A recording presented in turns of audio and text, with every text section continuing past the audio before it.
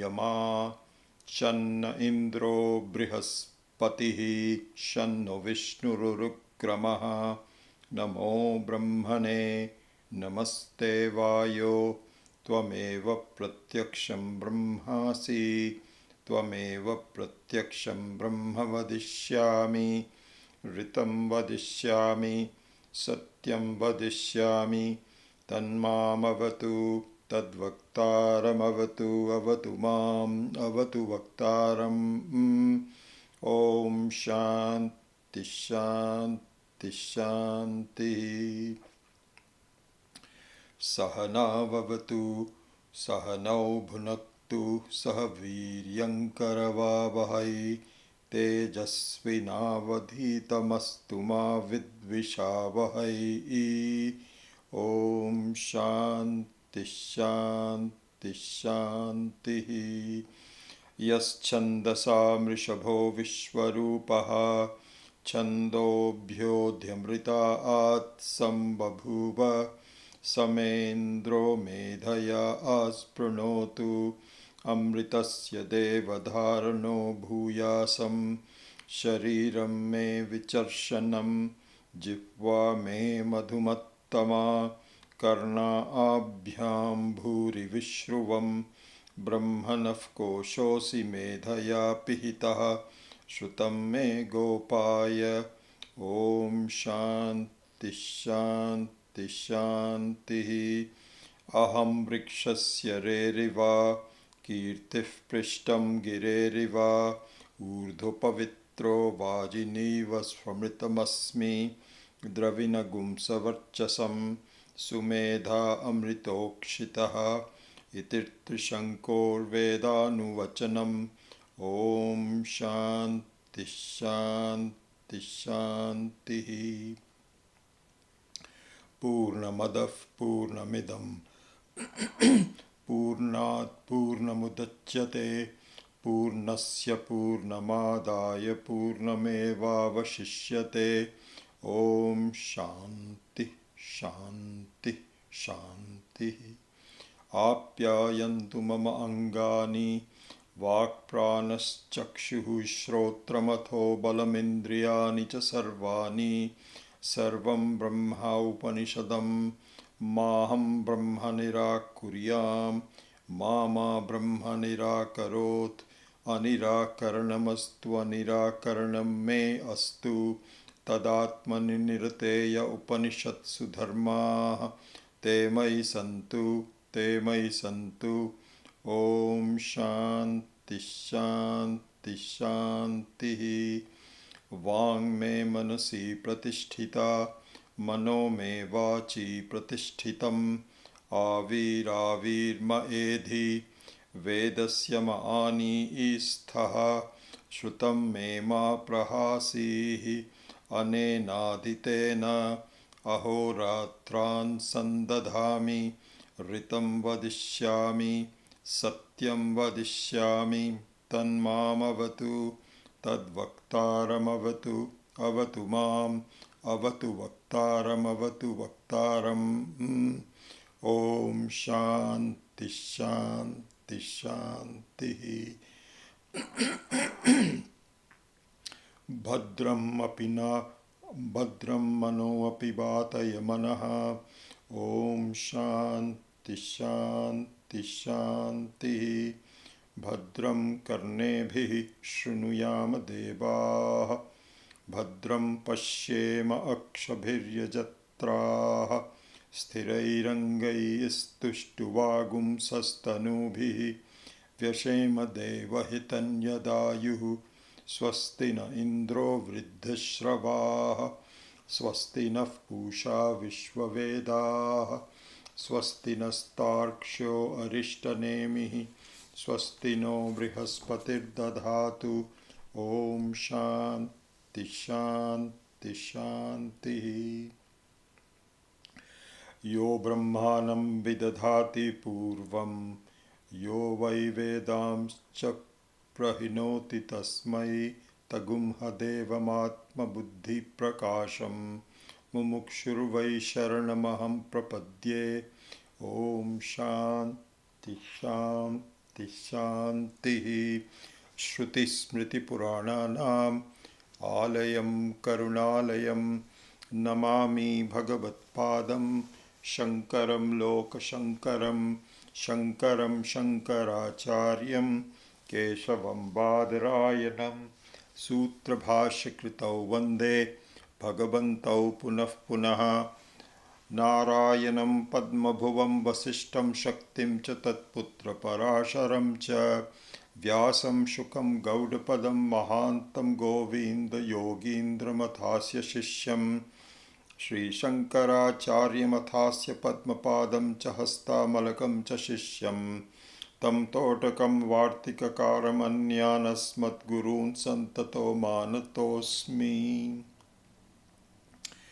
Om Vishwam Darpana Dishyamana Nagari Tulyam Nijantargatam Pasyanat Manimaya Bahirivot Bhutam Yatha Nidraya Yat Sakshat Kurute Prabodha Samaye Swatmanam Evadvayam Tasmai Shri Guru Murtaye Namaidam Shri Dakshinamurtaye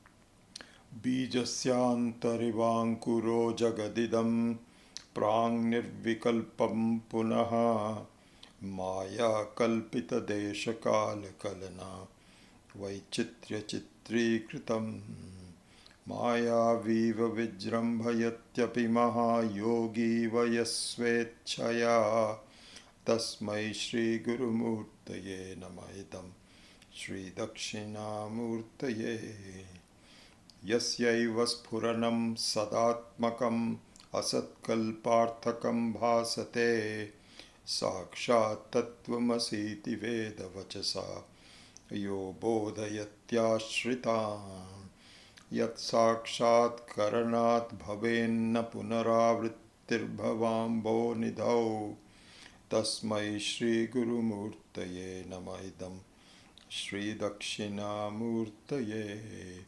Nana Chidraghatodhara Sthita Mahadipa Prabhabhaswaram Jnanam Yasya Tu Chakshuradhikarana Dwara Bahispandate Janami Titameva Bhantam Anubhatye Tat Samastam Jagat Tasmai Shri Guru Murtaye Namaidam Shri Dakshinamurtaye Deham Pranam Apindriyanapi Chalam Buddhim Cha Shunyam Viduhu Stri Balanda Jadopamastwamiti Bhranta Brisham Vadinaha Maya Shakti Vilasa Kalpita Maha Vyamoha Samharine Tasmai Shri Guru Murtaye Namaidam Shri Dakshinamurtaye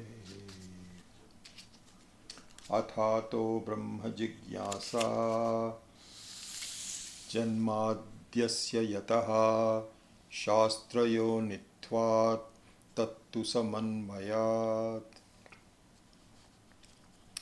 So in the Chatussutri, the four important sutras of Brahmaji, of Brahma, not Brahmaji but Brahman, Brahma Sutra, we are taking the fourth sutra, Tattu Samanvayat, and as you know, we are parsing the meaning of this word tu, and the tu means Purva Praksha Vyavritti Arthaha iti tu.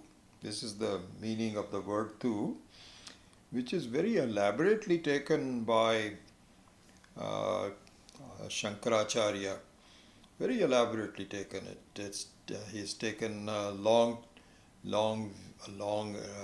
detailed view of the word tu. And there is a reason for it, because it reflects our life, really, if you think about it. How does it reflect our life?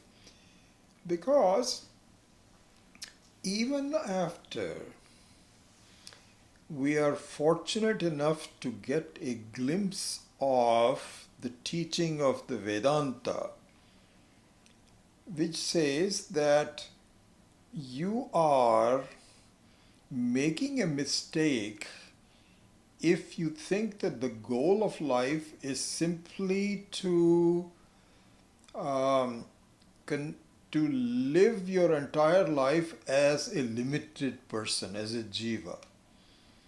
So the limited person role in playing our life is just a stage one of the goal of life, which is to understand. You can look at it both ways. It's exactly the same, the two sides of the same coin. Either you say that the goal of life is to understand Parameshwara, search for God, or the same side, the other side of the same coin is that it is a search for the truth about yourself. That you are really playing, the fact that you should understand is you are playing a role. And so, like playing a role, who is playing the role? The role is not the person. So there is a person outside of the role. So similarly, the life itself is a role, a very elaborate, sophisticated creation by Ishvara. But I think we need, we need to know, if we are fortunate enough to be introduced to Vedanta, who are we that are playing the role? Okay, so this being the goal of life, even if we are fortunate enough to be introduced to this amazing, incredible possibility that really we are totally free of issues, problems, and so on and so forth. If this is if we are blessed to actually get an introduction to that, despite that, there is a lot of confusion in our minds as to how do we actualize this fact. So we go through, this is exactly what it says, Athato Brahma Jigyasa, that after we go through life and we look at various other alternatives, there grows a certain desire to be totally free. Arthakama dharma moksha, mokshartha,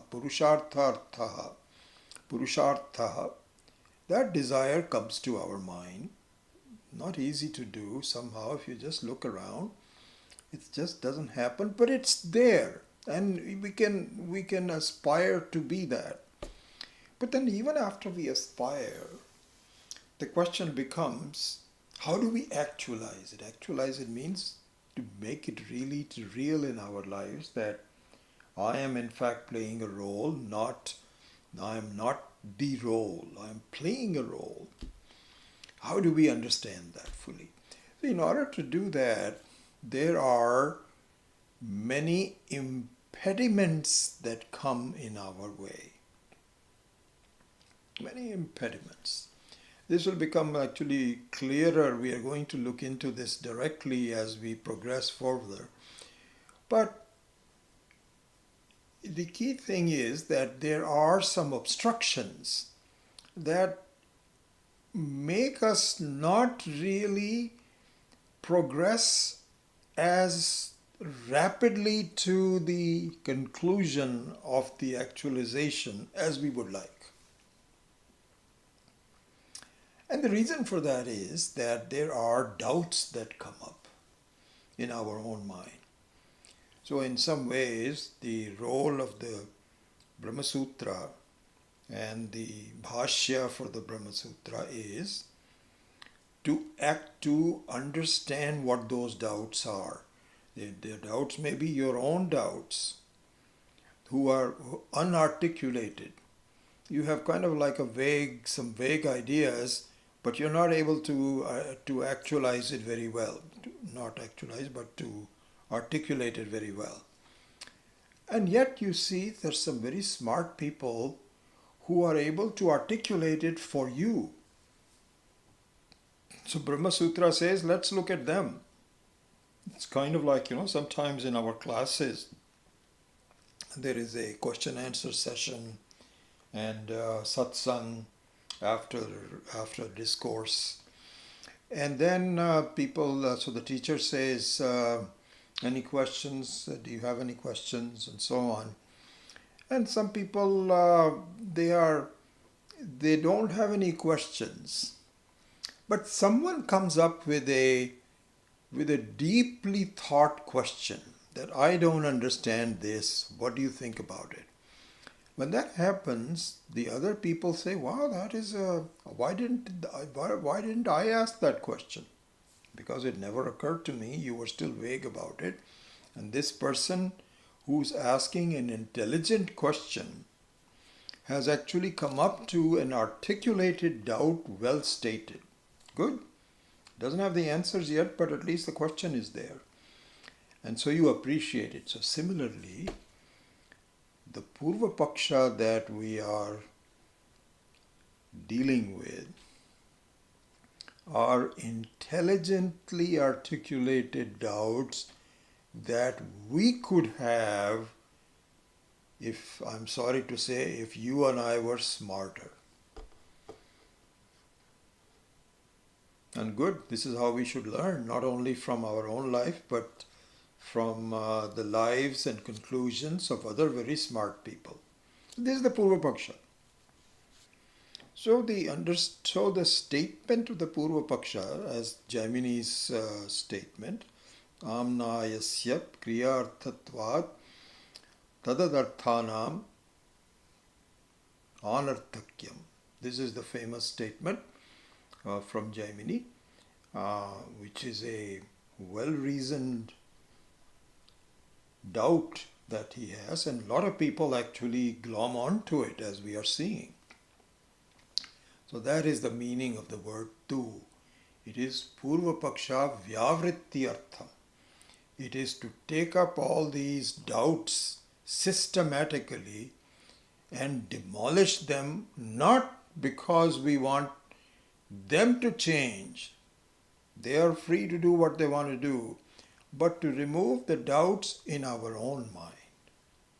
That's the purpose of the Bhashya and the fourth sutra in particular. And in the fourth sutra, the word tu in particular.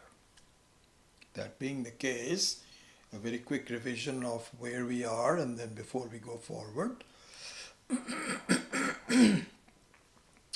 So Shankara here takes up three different Purva Pakshas, two of which are similar, and the third one is also a variation on the first two. And the first two are the Bhatta Mata, and the second one is the Prabharaka Mata. And both the Bhatta Mata and Prabharaka Mata are very close to each other. They both subscribe to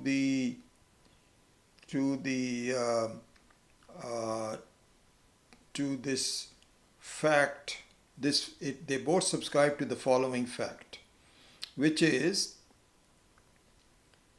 knowledge by itself is not useful. You have to deploy the knowledge in your life in order to make progress. So, amnayasya kriyarthatvat, Jaimini's statement, they both subscribe to it. Yes, that what the Vedas do is to give you a technical understanding of what to do. Swami Dayananji used to say that. I've never really forgotten that. He says, in some ways, the um, the various rituals that you know about by understanding what the Vedic rituals are and to doing them.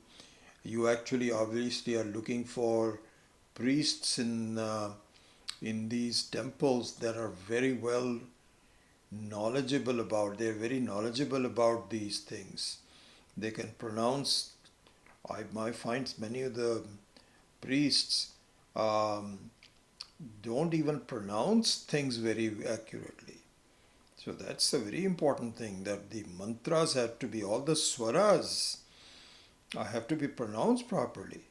So, for example, even in a very simple mantra, Sahana Vavatu, Sahana Bhunaktu, Gayatri mantra, I find people don't they don't understand the swaras. It's a mistake. It won't do any good to you. Anyway, so the Vedic mantras have to be properly performed, and you go to the temple and you really recognize the priests that know how to do it very well. Okay, so Swami Dayananda used to say that the Vedic rituals compared to Laukika rituals. Laukika means worldly rituals. Worldly rituals, you know what we mean. That means that when you talk to someone, you should be pleasant to them. Unpleasantness should be avoided. The vani, the vak, the words that you use should be friendly, etc., etc. How do you behave with people? You should be helpful to them. This is called Laukika Yajna, your Laukika rituals. So Swami Dayananda used to say that compared to the Laukika Yajna, the Laukika Karma, the Vedika Karma is like classical music to filmy music. When the filmy music means that you just have some ditty that you it kind of it gives you some fun to be able to remember a nice song that you heard. It could be from a film or outside, just the rock music and so on. Versus that, if you were to understand classical music, it gives you much more depth and much more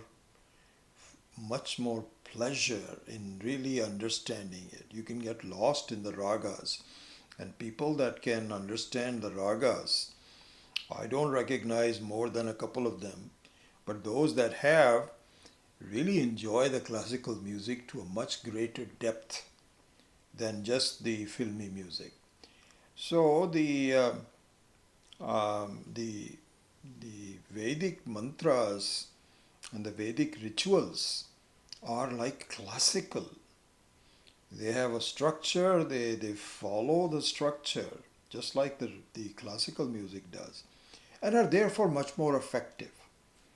But other than that difference, that one is kind of casual and doesn't give you as much fun, the other one is more serious and gives you more fun, they are still pretty much alike. They're both fun giving, just like any music is a fun giving edifice. Similarly, all of the kriyas, all of the things that you do, either you go to a temple or you do it in your own life, they have a certain way of dealing with and certain limitations. And so anyway, going back to the Purva Pakshas, the Bhatta Mata and the Prabharaka Mata, they all say that Jnanam is only to understand what is to be done. It plays a secondary role, and what is to be done in our life is the most important one. And the examples they always give, and I'm just revising, is that of eating. That in order to know to eat, you have to know how to cook. That's the knowledge. But mere knowledge doesn't do anything. Now you have to put that into practice. So therefore also moksha is to be earned by doing things. And knowing how to do things is just a start, but now you have to implement it. So this is their main argument. And so we answered all of that. And the main argument that we answered that was that you are right. We are not contesting your basic conclusion that knowledge by itself needs to be followed by kriya, but there are exceptions. And please understand that, and that is if the knowledge is as a result of some notion which doesn't stand to inquiry, if it is due as a result of some Brahma, not Brahma, then the correction of the Brahma itself gives you the result. You don't have to do anything about that. And the example, as we have seen, is that was the Rajju Sarpa, that if you mistakenly take a rope to be a snake, then just correcting that itself gives you the result. And then it was, okay, they say, okay, we understand that, but how do you know that gaining moksha is like that? So we went through all the examples that, listen, the entire set of Upanishads, they all, not only Upanishads, all the Vedas, they talk about the fact that just by knowledge itself, you will gain moksha. You don't need to do anything. So this is not something that I say. This is what the Vedas are saying. And so then the discussion goes into how that is really not that useful, etc. So now let us proceed forward. So in summary, there was a treatment of the two Purva Pakshas, Bhatta Mata and Prabharaka Mata. And they were slightly different from each other because then Upasana comes in to the picture. And so the connection between karma and upasana was what separated the two matas. In one case, in Bhatta Mata, it says that upasanas are just kind of like arthavada. Arthavada means just praise. There's nothing I am Brahmasmi means it is just like you just pretend as though you are Brahman. You cannot be Brahman. And so you can be connecting it to any of the Vakyas. In Prabharaka it says no. It has some very definite connection. We agree with you in general that this is Arthavada, but we need to understand that the Upasana and Jnana Vakyas are connected, but not Karma and Jnana Vakyas. Only Upasana and Jnana Vakyas. Because the upasana is something of a higher nature, because it's a mental karma. So that's what the Prabharaka Mata was doing. So we answered all of them and so on. Then a new person called Vrittikara raised the hand and said, by the way, I think there are goodness in everything that you are saying. And here's what I think. Here's what I think you need to do. Jnanam is equally important as karma, but you have to do karma after the jnana. After the jnana. How is that different from the others? They say you can actually gain that quickly. But you have to do something. And as we will see, there's a discussion about the word nididhyasanam. I hope I can come to that today itself. That's a very useful way of looking at nididhyasanam. So the Vrittikara says, you also say it. Shravanam, mananam, nididhyasanam. After you do the listening, then you have to think about it. Then you have to do something. Meditation is also doing something. You have to close your eyes, you have to concentrate, you have to think about some things. This is what we are saying you have to do, and without that you cannot really achieve it. So the current discussion going on is now with the Vrittikara. This is where we are today. Okay? As part of that, there was a dialogue where we said no. Again, we do not give up our original idea, which is that if it is a wrong notion about yourself, then the correcting of the notion itself will give you moksha. We still don't, there's nothing, absolutely nothing necessary to be done. Just the knowledge itself will give it to you. So we're going to dissect this a little bit more today. But in doing so, one of the arguments that Shankara produces is the nature of doing. He says, wait. You are all hung up on trying to do something. And we understand your passion. But let us analyze what are the possibilities of doing and what are the limitations of doing. Can we please do that? Okay, so let's embark on that. So this is, I think, where we were in the last class. Now I think hopefully we are completely caught up, and then we will go forward. So here, Shankara argues that upasana, which is also a karma. See, upasana is also a kriya. It's also a doing something. It's a mentally doing something, but it's still doing something. So now we say, let us look at the possibilities of what doing can do.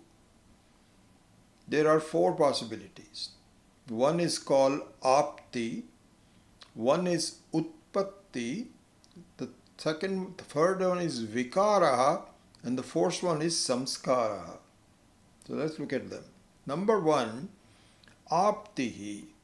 Aptihi means reaching someplace. You can even say praptihi. Prakarshena aptihi is praptihi. So aptihi is to reach somewhere. Means that if you want to go to Los Angeles from San Francisco, then you have to do something to get there. And then at one time you see a board which says Los Angeles. However the population is, they usually give the population. That means you have now entered the city of Los Angeles. This is called aptihi. The second one is utpattihi. Utpattihi means production. Means it is not there right now, so you sow a seed into the soil and then you have the plant slowly grow up and it becomes a big plant, and then either it becomes a vegetable or a fruit or a big tree, and so this is called utpattihi, the growth. So that can be done by a karma. Yes, you can do that. The third one is vikaraha. Vikaraha means modification. And so for example, the modification means that supposing you have a golden bangle and now you decide, no, I want a different golden ornament, not bangle. So you melt the bangle and you convert that into a chain. So this would be called vikaraha. Okay, that's a possibility. So that is different from aptihi. It's different from utpattihi. It is vikaraha. Okay? And fourth one is samskaraha. Samskaraha means purification. So, for example, purification of oil. You have oil mixed up in the earth, and so you have to eliminate the earthen particles and come up with oil. Or it could be refined metals, or some kind of a purification process that generates the uniqueness of something. It's called samskaraha. So now we say, can Brahman come under any one of those? Aptihi, Utpatti, etc. Let's look at it. Aptihi. Is it possible to reach Brahman? No, because the Brahma is sarvagatatvam. Like you cannot reach space because you are already in space. Not as though there's no such thing where space is not. And if you think there is no space, that's because of some non-understanding. So supposing you say, where the table is, there is no space. And yes, you're right in the sense that there is no space here. I cannot stuff something inside the table, like I can stuff some clothes on a space. But are you eliminating the possibility of space by having a table? No. You are superimposing a table on top of the space. So, that being the case, there is no place where the space is not. Similarly, Brahman is even more pervasive than space. Even more pervasive. How is that more pervasive? Because in the deep sleep state, you have no cognition of space, but you have cognition of the that's the basic cognition is still there. I am. You're just quiet, but your consciousness is still there. So the consciousness never leaves you. It is there always. So there's no question of consciousness is Brahman. I am Atma Brahman. So there is no place where it is not. So the apti is not possible. That's number one. Then let's look at the second one, which is production. Again, that doesn't make any sense because Brahma is Nitya Siddhatva. Nitya Siddha. It is already there. It is not something that you have to produce. It is not something that you have to change. It is already there and not understood. That's all that it is. So all these are really important because the way we think and the way we approach, see, this is what happens. This is the important thing, is that we get sidetracked into a non-purity of thinking. Like, for instance, I think really one of the best examples that I can think of is the electricity in an appliance. So, supposing you are searching, and this is just an example, this is not the actual thing. Supposing you are searching for electricity, then you start analyzing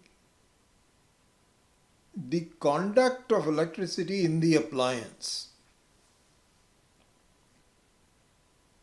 You're testing it and so on and so forth. But if you're a scientist or even a very, very a wise technician, your drishti will be towards the presence of electricity, but you get sidetracked into the performance of the appliance.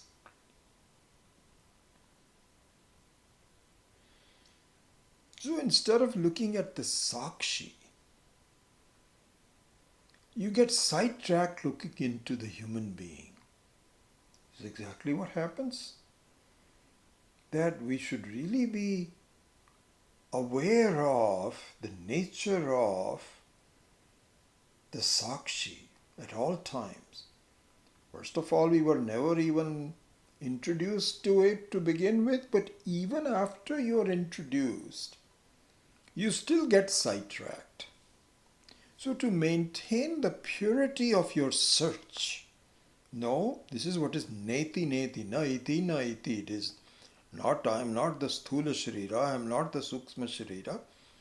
I am in fact the asangoham. And so to keep the purity of that search, you have to go through step by step. No, this cannot be like that, just like a technician does. If the technician has to figure out why is this thing not working,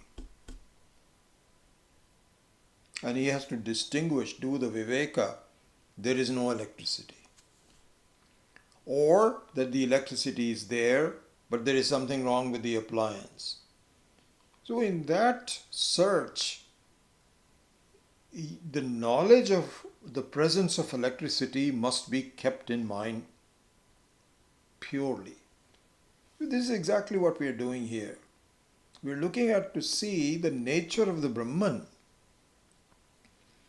is, can it be reached? No.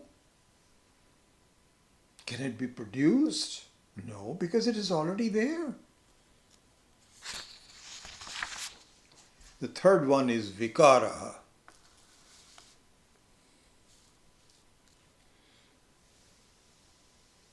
And the vikara is the result of a change.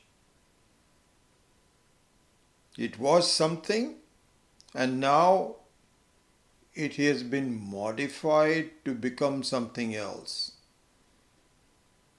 Doesn't apply to Brahman. Doesn't apply.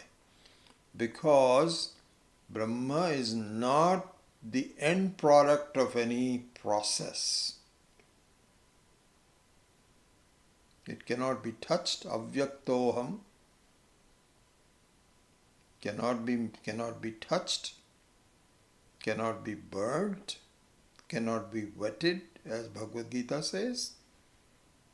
It is not something you can deal with.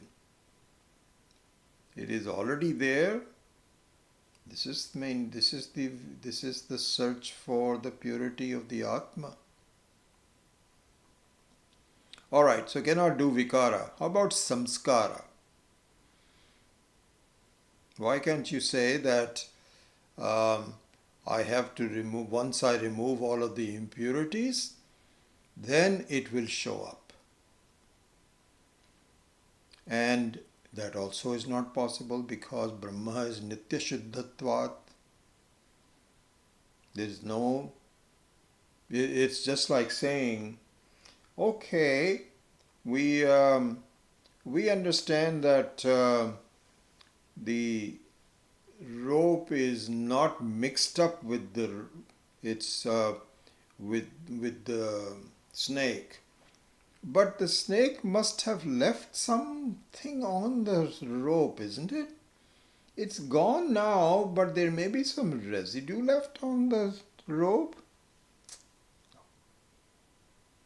It was never connected to begin with. So to do any purification of that, it's like saying, we have to remove the residue of the snake from the rope. Doesn't make any sense. No. So we cannot say that it is any kind of a chaturvidha karma phalam. It's not karma phalam. If it is not karma phalam, then karma is not useful for it. Because all possibilities of karma, which is apti, utpatti, vikara, and samskara, and those are the only things possible. There's no fifth thing that is possible. And so, in all cases, Brahma does not lend itself to any kind of a karma. Okay? So now we summarize these arguments into some logical structure. Okay? So we say, first one is, Brahma upasanena moksha na bhavati. Upasanena brahma moksha na bhavati. By doing upasana, because we are following the objection of Vrittikara Mata. The Vrittikara says that you have to do some upasana towards Brahman in order to gain moksha. And we say no, that's not applicable. It doesn't make any sense. So we cannot say that by upasana moksha will happen. Why not? Because we gave all the arguments. Asharirita hi moksha. This is the argument number one. I'm revising that from last time. Asharirata. The status of not having a sharira is moksha. Because the word sharira itself gives it away as a problem. Shiryamanatvat shariraha. You know, this is the thing in Sanskritam, in Vedanta. All the words are self-defining. There are very few words that are what are called rudhyartha. So the rudhyartha means by convention. By convention. Like, for example, you say mouse in a laptop. This is by convention.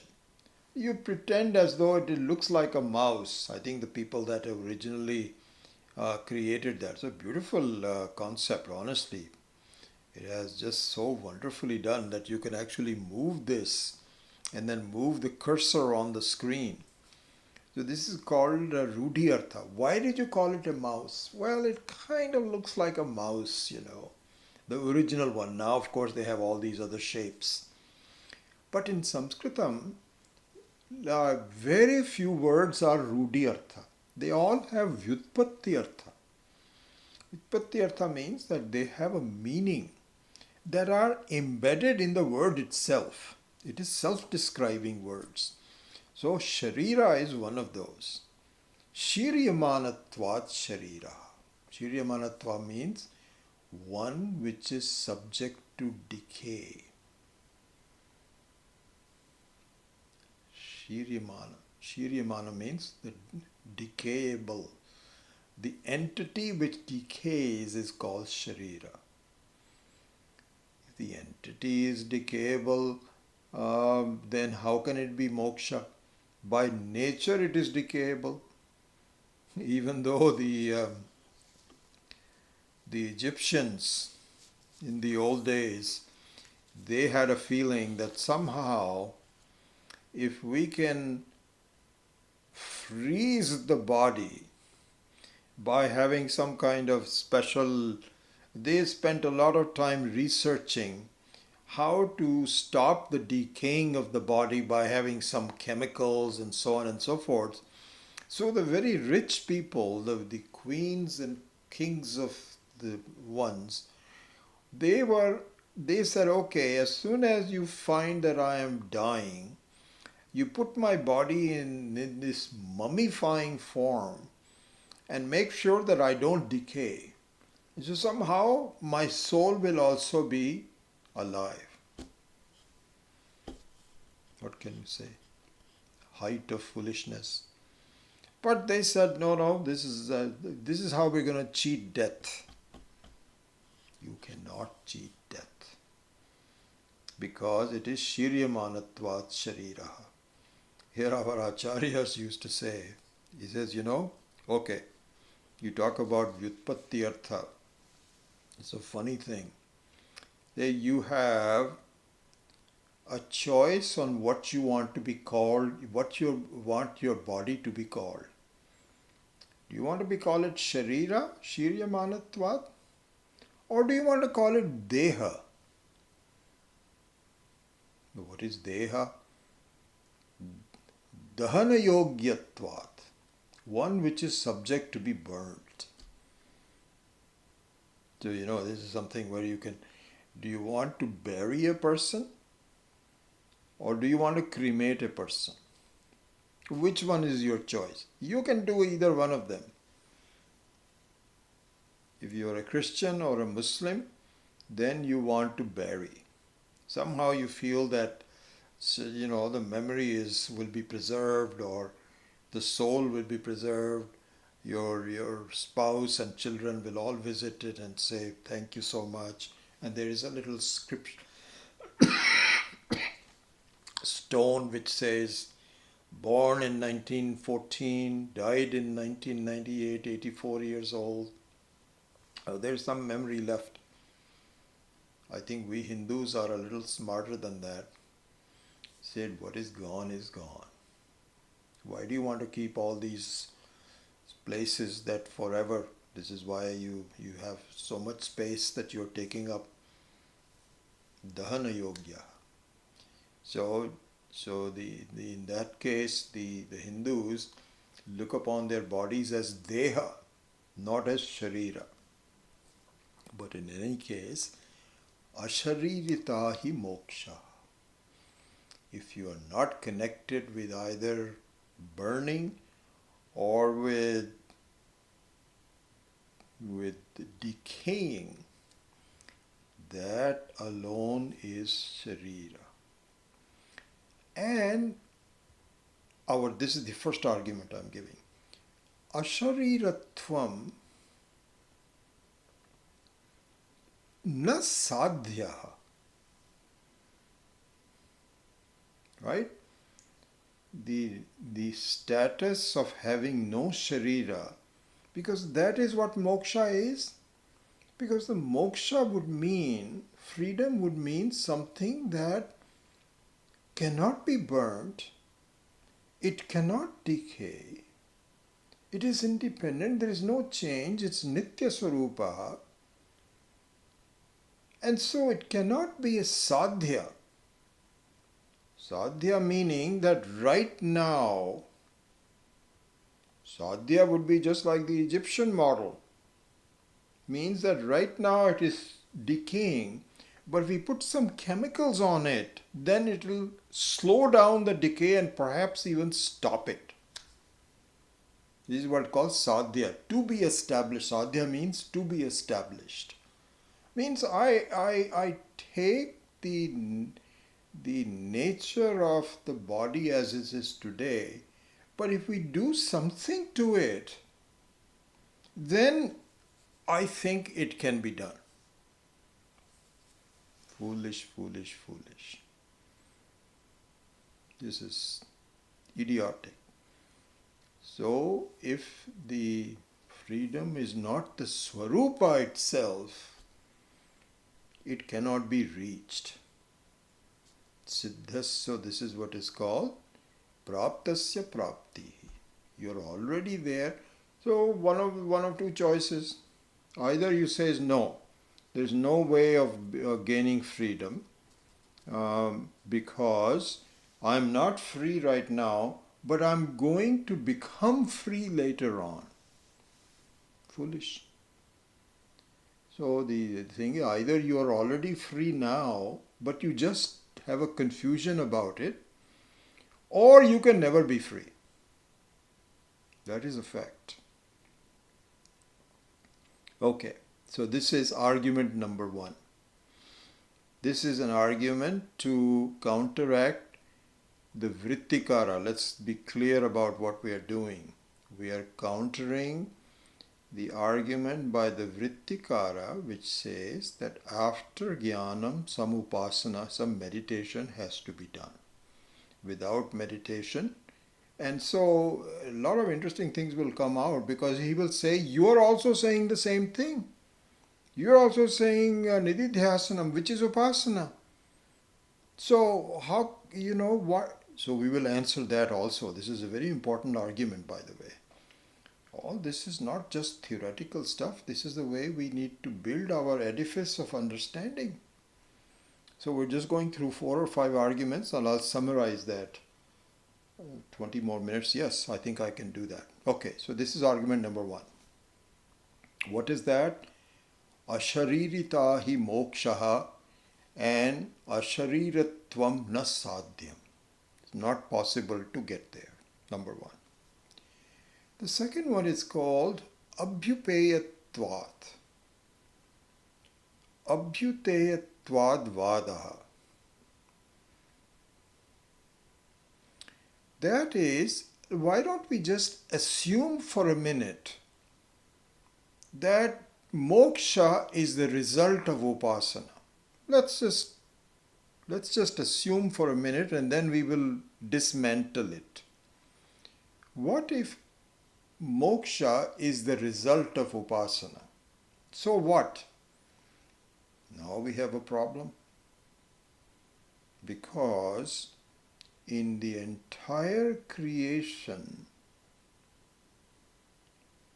we cannot have something that begins that does not have an end. It just doesn't happen. What begins must end. It is a reverse process. One is the result of time. The second one is also the result of time. And so therefore, this assumption will lead us to problems, because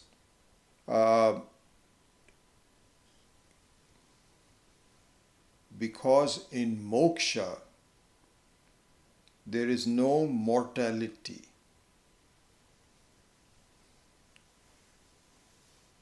There's no mortality. And if you think, and by the way, this is the non factual way of looking at it, which is done in the world all the time. Somehow you reach heaven and you will be there all the time. This is the thinking. That means they violate the basic principle that what begins must end. They say, no, why can't we do this? So we say that, but it's not possible. No, somehow it's possible. Don't worry about it. It's something extraordinary that God can give, which is that it has a beginning, but you now enter into a state which is permanent. So we say permanence is not timelessness. Permanence means how long? Well, as long as, it'll be forever. Forever means that time is also there, measurement is also there, but you are there constant. Does that make sense? Because the time itself disappears. Even in the deep sleep it disappears. Forget about heaven. Not possible. So really speaking, our Vedas confirm he says, so for example, they say, listen, heaven is also something that decays like any karma phala. So in Chandogya Upanishad he says, Yatha na karmachitaha lokah kshiyate, yatha iha karmachita lokah kshiyate, tatha punyachita lokah kshiyate. So he says, just like in our life, you find nothing is without the touch of time. They all go away. And so just is just karmachita. And heaven is nothing but punya karma phalam. That also kshiyate. So the conclusion is nitya moksha upasana phalam bhavitum na arhati anitya mokshatvat. Because your moksha will be anitya, and so it cannot be an upasana phalam. So if you took the assumption that suppose it is a result of upasana, that doesn't stand to inquiry. No, that's number 2. Let's go to number 3. Upasana, as you say, should be done after jnanam, is not the central theme of Vedas. What we call Tatparya Nishchaya. What is the essence of the Vedas? Why is it not? How can you say that it is not the Tat? Because we did all the Shadlinga Vichara. Remember the time when we did that in order for you to determine what is the Tatparya, it must have an introduction, it must have repetition, it must have some praising for it, and the end also must match with the beginning. Just like a good speech, which says, here's what I'm going to tell you. Then you tell, and then you say, this is what I just told you. But if you just start a speech somewhere, and then you lose the initial meaning and you went into some other direction, and then you say, okay, I'm done. Where is the head? Where is the foot? Nothing. But that's not the case in Vedas. That the Tatparya Nishchaya, this is Samanvaya. We are looking at the Samanvayat. It's all packaged nicely. Introduction, ending, all the Shadlinga, all the 6 different ways of looking at it. And the central theme of that is the Mahavakyas, Tattvamasi. And so we don't talk about upasana or anything as a central theme. Okay, so that's number 3. Number 3 is upasana is not the Tatparya Nishchaya of the Vedas. Number 4. The entire Vedas is divided into 2 parts. One is Karma Kanda, and here we include the upasana in the Karma Kanda. So, if you want to really be a purist, you can say the Vedas is divided into 3 parts. Karma Kanda, Upasana Kanda, and Jnana Kanda. But for the purposes of this analysis, we group Karma and Upasana because both of them are Kriya. Both of them have, one is a mental Kriya, one is a physical Kriya. But they are both Kriyas. So for the purposes of our analysis, we can just say Karma Kanda and Jnana Kanda. In the Karma Kanda, this is what is called Veda Purva Bhaga. And the Jnana Kanda, which is called Veda Anta Bhada, Vedanta. Veda Purvaha and Vedanta.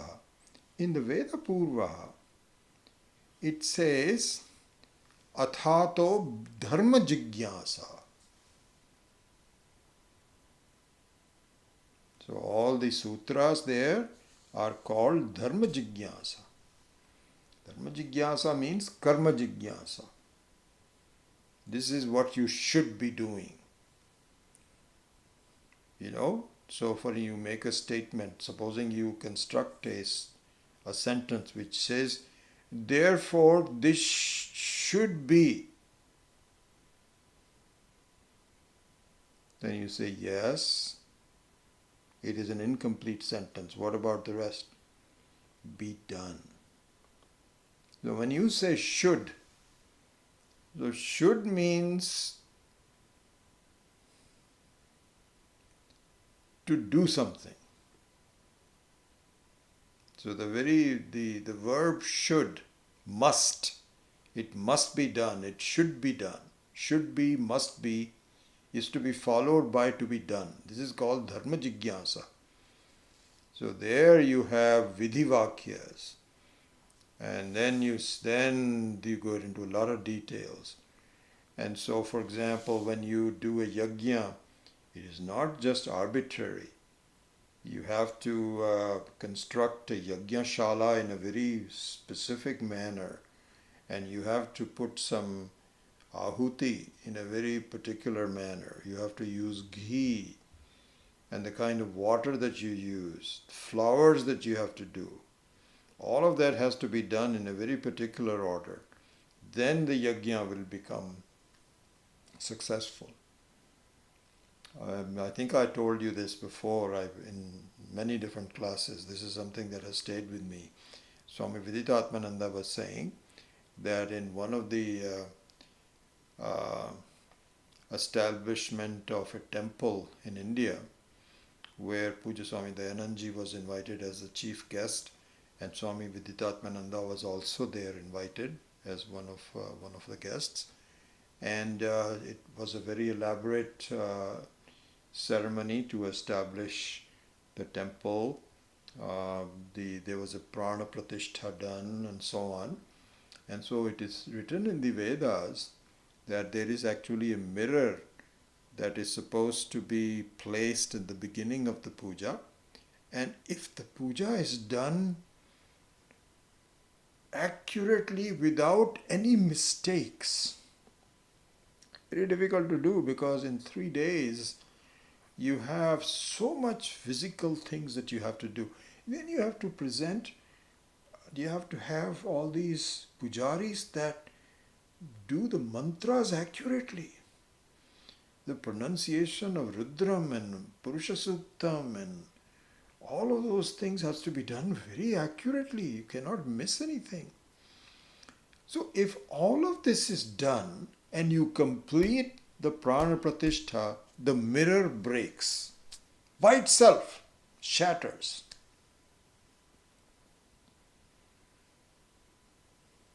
It's interesting, just it has nothing to do with this, it just came to me.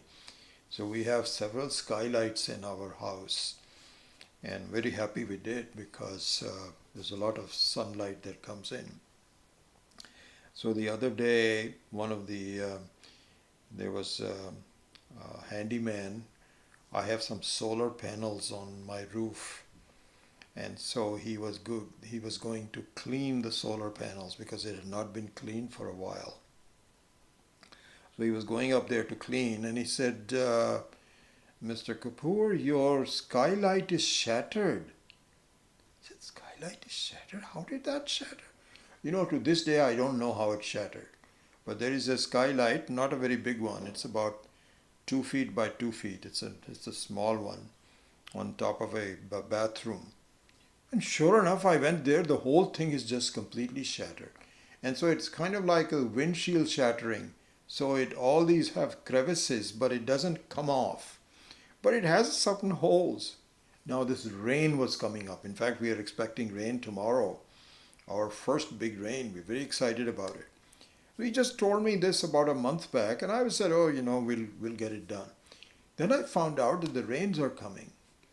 And so I immediately went to work. I got some new one from Home Depot, and I was not sure whether it's going to fit or not, because this house is 35 years old and maybe sizes have changed. Excuse me. Yesterday everything worked well. The Home Depot shipped the new one, and the handyman happened to be around yesterday. He came in, went there, it's all fixed, and now we're ready for the rain tomorrow. Anyway, that's just has nothing to do with what that was just a personal anecdote. So Swami Vidyatmananda says that he was just sitting there and suddenly there is a sound of this mirror shattering. Can you believe this? I mean, no scientist will ever believe this. But it is a fact. Swami Vidyatmananda cannot cannot lie about it. He saw that in his own eyes. Anyway, so the yajnas have to be done very accurately. And this is the central theme of the Karma Kanda. This is what I'm saying. That's how we complete the whole thing. Athato dharma jigyasa. And so here dharma and karma are one and the same. Just like in the Bhagavad Gita on the 18th chapter, it says, Sarva dharman parityajya mamekam sharanam vraja aham tva sarva papebhyaha mokshayishyami ma shuchaha. I think it's the 68th verse, is it? 18th chapter, 68th verse. This is where the teaching finishes. So there, sarva dharman means sarva karman. Maybe saying the same thing. That really, that karma in life will not give you moksha. We go into this in more detail maybe in the next class. But dharma and karma are considered to be the same. Anyway, what we were saying was that the fourth argument is that the Vedas are clearly divided into two parts. One where karma is the main tatparya, and one where jnanam is the main tatparya. So in one case, athato dharma jigyasa, the other one is athato brahma jigyasa. Brahma, which is already there, it has to be known. Nothing has to be done about it. This is the fourth argument. See, this is very clear. So, in Veda Purva, of course, karma and upasanas are very useful. So, here the Vrittikara can say, okay, I understand that, but why don't you make the Vedanta as part of the karma?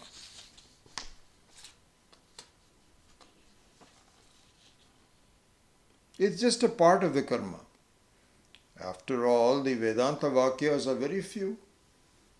If you look at the Vedas, I think Swami Paramarthananda had given, maybe it was Swami Maheshananji, I'm not sure. I read somewhere.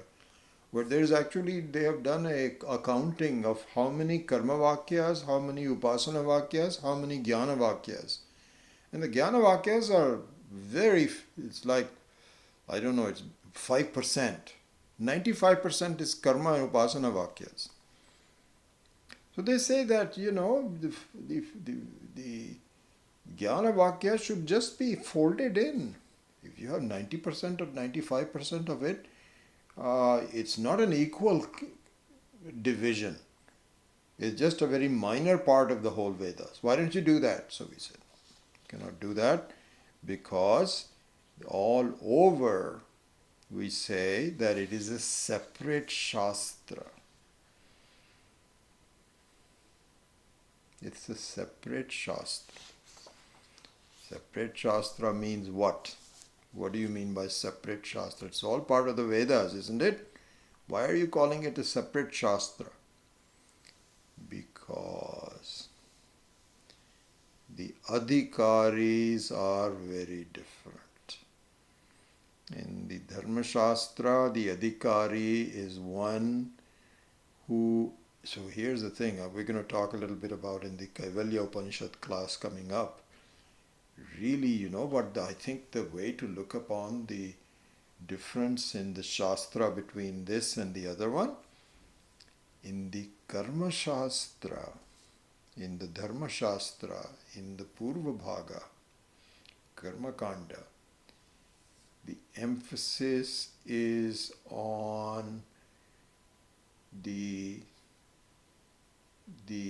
treatment of the symptoms of the disease. It's symptomatic relief. Very much like going to Walgreens or CVS, and you have some stomach upset, which is quite severe, and you want relief from the pain and the suffering right now. You don't have time to go to the doctor and go through. Is exactly what happens if you are in, in our Palo Alto Medical Clinic. It's difficult to get an appointment. It happens so many times. I was telling you that I had a big eye problem that occurred. It all became red, and I said, oh my gosh, maybe I'm going to lose this. Could not get an appointment. Anyway, so I'm running out of time.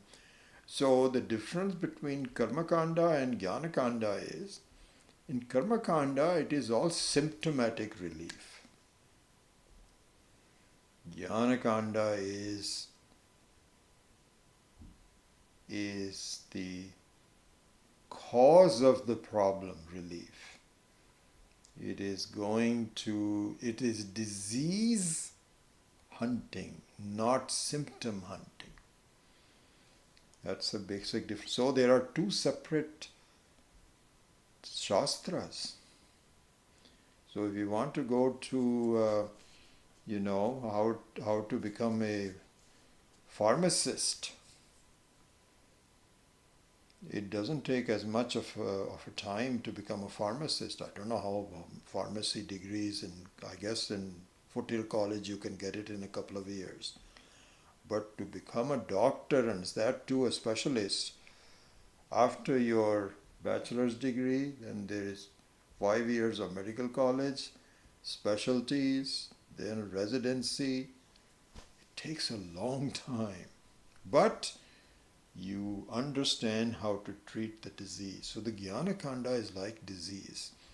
Anyway, I'll make a note of it. There's some more arguments that I thought I'll be able to finish. I will go over that next time. And so with that, I close the class today, and we'll take up the rest of it next time.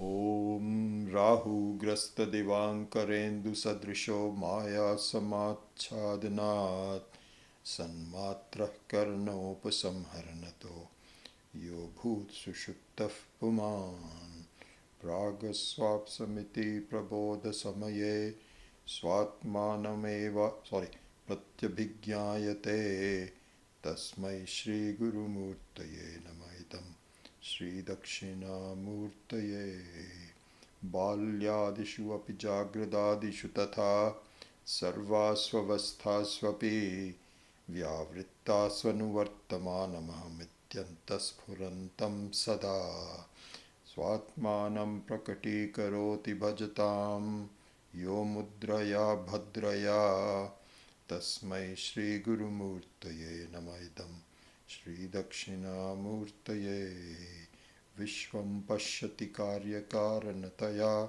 Swaswami Sambandataha Shishyacharya Tathaiva Pitruputradhyatmana Bhedataha Swapne Jagrati Vaya Esha Purusho Maya Paribhramitaha Tasmai Shri Guru Murtaye Namaidam Shri Dakshina Murtaye Purambhamsya Nalo Nilovam Maharnartho Himam Shuf Puman Ityabhati Characharatmakamidam Yasyaiva Murtyashtakam Nanyat Kinchina Vidyate Vimrishatam Yasmat Parasmat Vibhoho Tasmai Shri Guru Murtaye Namaitam Shri Dakshinamurtaye Sarvatmatva Vibhuti Sarvatmatva Smriti Kritamidam Yasmata Mushminstave Tenasya Shravanat Tadaktamananat Dhyanat Sankirtanat Sarvatmatva Mahavibhuti Sahitam Syadishwaratvam Swataha Siddhye Tatpunarashtadha Parinatam Chaishwaryam Avyahatam Ashubhani Nirachashthe Tanoti Shubhasantatim Smriti Matrena Yatpumsam Brahmatan Mangalam Param Yat Atikalyana Rupatvat Nitya Kalyana Samshrayat Smartranam Vradatvat Cha Brahmatan Mangalam Viduhu Omkaraschata Shabdascha Dvavetau Brahmanah Pura Kantham Bhitva Viniryatau Tasman Mangilakau Vubhau Omata Omata Omata Asatoma Satgamaya Tamasoma Jyotirgamaya Mrityorma Amritam Gamaya Om Purnamadav Purnamidam Purnat Purnamudachyate Purnasya Purnamadaya Purnamevavashishyate Om Shanti Shanti Shanti Harihi Om Shri Gurubhyo Namaha Harihi Om.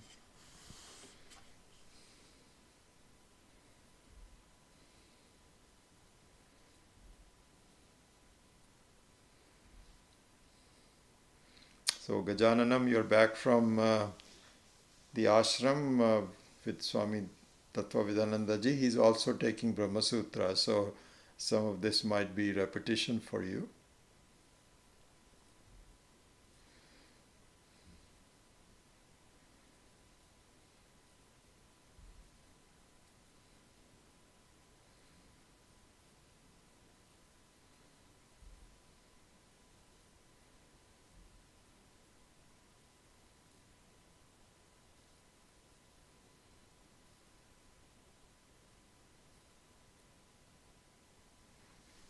Virendra says, to clear or purify antakarana of the impurities caused by vasanas inherited from the past lives, upasana and nishkarma karma is needed.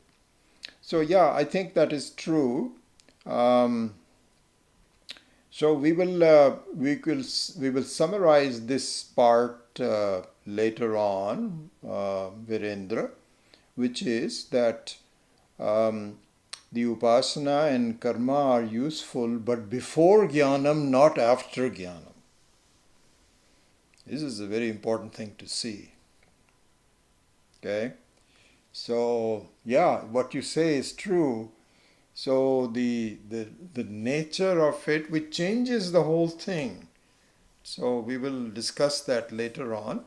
But yes, it is in preparation for the jnanam. It's a sadhana. It is not a sadhya. So all of this I will explain in more detail, but your questions are well taken. Yes. Satish says, in deep sleep we have no cognition of space as well as time. That leads us to say spacelessness is connected with timelessness also. Yes, it is true. Both of them disappear together and reappear together. They are kind of like the two coordinates. Yeah, absolutely. That's very true. So before we sign off, so as you know, in the last few classes, what we have been doing is looking at the Brahma Sutra conceptually rather than looking at Shankara Bhashya sentence by sentence. And I suspect this will continue because I think Swami Paramarthananda has taken a lead in saying that he's sorting out some of the Shankara Bhashya sentences in a manner that fits a treatment of the subject matter in a structured manner. This is what he's doing. So I suspect that I'm going to continue doing that. Then I think I will be going back to looking at some of the Shankara Bhashya sentences also. Maybe not exhaustively because it's very long, and it may be useful for some of you that are studying Sanskritam, but for the others you may not be interested in doing so. So I will take some of that and connect it back later on. But I'm going to continue on this conceptual treatment of Purva Paksha and etc. based on the structure laid out by Swami Paramarthananda. So that is what my plan of his. And then after the four sutras, we have some decisions to make, and I'm thinking about it. I'm actually talking to also Swami Tattvavidananda ji to see what I should do, because I cannot take 555 sutras. That will take us 17 years, and I may not be alive by then. I'm almost sure I won't be alive by then. So we have to take some sampling of that, and how we do that I don't know yet, but I'm thinking about it, and we will see how we go forward with that. So just some general thoughts about the future, but for now, very happy all of you could come and watch, and look forward to seeing you next week.